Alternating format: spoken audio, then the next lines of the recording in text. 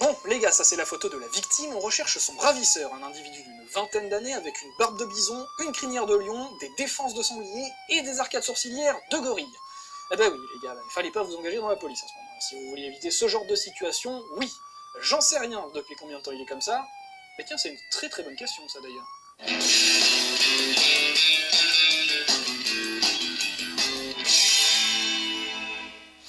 Quel âge pouvait bien avoir le prince de La Belle et la Bête lorsqu'il a été transformé en bête? Combien de temps a-t-il dû attendre seul dans son château isolé à se lustrer la fourrure entre une horloge qui parle et un chandelier qui chante? C'est une question que de nombreux fans se sont posées, et comme, soyons honnêtes, il n'y a pas vraiment de réponse claire dans le film de 1991, ils ont été un petit peu obligés d'élaborer des théories.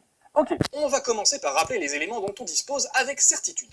Lorsqu'il a été transformé par la petite vieille chelou, le prince était un jeune homme égoïste et insensible, comme cela est précisé dans l'introduction du film.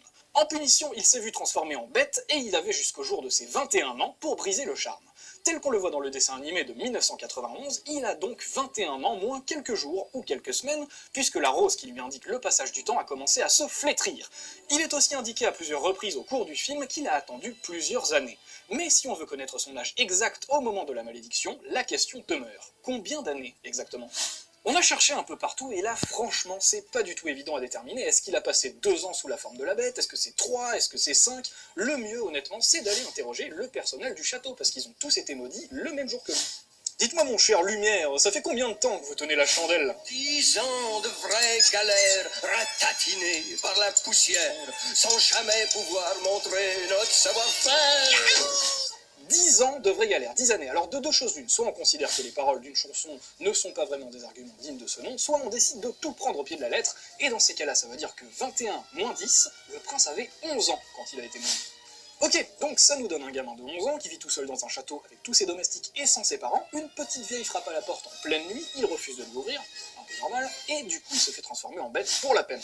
Alors, mis à part que cette situation est vraiment hyper injuste et qu'on ne punit pas un gamin de 11 ans parce qu'il n'a pas ouvert aux inconnus, cette théorie comporte quelques petites failles. Premièrement, il y a ce tableau du prince qui a l'air d'avoir été peint bien après ses 11 ans. Deuxièmement, le personnage de Zip, c'est-à-dire le fils de la cuisinière Madame Samovar, qui a été transformé en tasse et qui, lui, a l'air d'avoir beaucoup moins de 10 ans. À moins que sa mère ne lui ait donné naissance sous forme de théière, ce qui est vraiment très bizarre à imaginer, ça ne fonctionne pas. Troisièmement, et un peu plus accessoirement, le prince est déjà incarné par Dan Stevens au début de la version en prise de vue réelle, sortie cette année. Il a donc carrément plus de 11 ans avant sa transformation. Et donc, retour à la case départ, quel âge avait le prince lorsqu'il a été transformé? Eh ben, n'en sait rien. À moins d'aller creuser un tout petit peu du côté des directs DVD Disney. La réponse se trouve ici, dans La Belle et la Bête 2, Le Noël Enchanté, sorti en vidéo en 1997. On y découvre une séquence flashback au cours de laquelle le jeune prince, qui a l'air d'avoir à peu près 16 ou 17 ans, ouvre ses cadeaux de Noël et engueule à peu près tout le monde dans le château. C'est là que débarque la petite vieille, qui n'a pas super bien choisi son moment, la pauvre, avec sa rose. Comme il fallait s'y attendre, il lui claque la porte au bec et bam, transformation en bête. Bref, on connaît l'histoire, ce qui importe c'est donc l'âge du personnage, et tout porte à croire que dans cette scène, il est à peu près à la fin de son adolescence. Et du coup alors, qu'est-ce qu'on fait de la réplique de Lumière? On s'en fout parce que c'est quand même pas un bout de chandelle qui va nous casser toute notre logique, ou alors on persiste à croire que le prince a passé 10 ans dans la peau de la bête, même s'il a été transformé aux alentours de ses 17 ans, mais qu'il a quand même 21 ans dans le film. Faut suivre. Eh ben oui, vu que le sort a été jeté sur tout le château, on peut carrément imaginer que le temps ne s'y écoule pas aussi vite qu'ailleurs, qu'il s'agit en fait d'une sorte de lieu coupé du monde, où les années passent au ralenti, où les roses fanent au ralenti, et où les gens vieillissent au ralenti. Par exemple, en temps vécu, la Belle et la Bête auraient donc passé tout au plus quelques semaines ensemble, mais en temps ressenti, ça nous donne une véritable histoire éternelle. L'histoire éternelle touche le soleil, la Belle et la Bête. L'histoire éternelle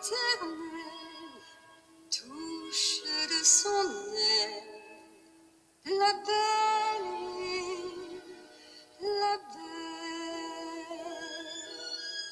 Bref, quelle que soit la manière de comptabiliser le temps que vous choisirez, pour connaître à peu près l'âge du prince le jour de sa transformation, tout dépend de l'âge que vous donnez au personnage à cet instant précis.